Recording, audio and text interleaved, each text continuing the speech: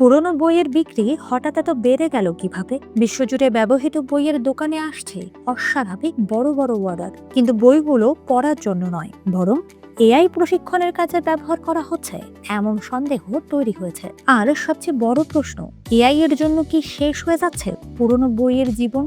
পুরনো ও ব্যবহৃত বইয়ের বাজারে হঠাৎ করেই অস্বাভাবিক চাহিদা তৈরি হয়েছে। বিশ্বের বিভিন্ন প্রান্তের বই বিক্রেতারা জানাচ্ছেন, দূর দূরান্তের গুদামে পাঠানোর জন্য একসাথে বিপুল পরিমাণ বইয়ের অর্ডার আসছে। সন্দেহ করা হচ্ছে এসব বইয়ের বড় একটি অংশ এআই প্রশিক্ষণের কাজে ব্যবহার করা হচ্ছে। উত্তর আম্বারল্যান্ডের বাটার বুকসের মালিক স্টুয়ার্ট ম্যান্ডি জানান, সাধারণত তিনি সপ্তাহে 2 থেকে 3 হাজার বই বিক্রি করেন, কিন্তু সম্প্রতি কানাডার একটি কোম্পানি একেবারে তার কাছ থেকে প্রায় 1 সপ্তাহের সমান বই কিনেছে। 30 বছরের ব্যবসায় এমন ঘটনা আগে দেখেননি বলেও জানান তিনি।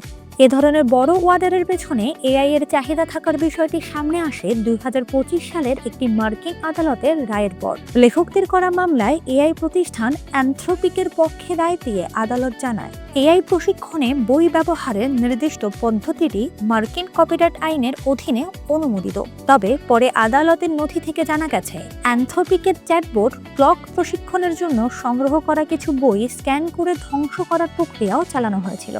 প্রজেক্ট পানামা নামে পরিচিত এই উদ্যোগে ডিস্ট্রাকটিভ স্ক্যানিং পদ্ধতির কথা উঠে এসেছে। এতে বইয়ের বাধাই কেটে পৃষ্ঠাগুলো দ্রুত স্ক্যান করা হয় এবং পরে অবশিষ্ট অংশ রিসাইকেল করা হয়।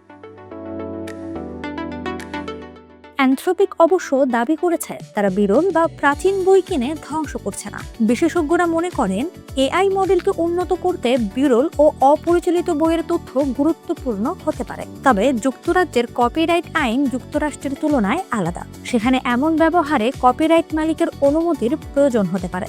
ফলে এআই এর জন্য পুরনো বইয়ের বাড়তি চাহিদা একদিকে বই বিক্রেতাদের ব্যবসা বাড়ালেও অন্যদিকে বই সংরক্ষণ ও ধ্বংসের নৈতিক প্রশ্ন সামনে নিয়ে এসেছে।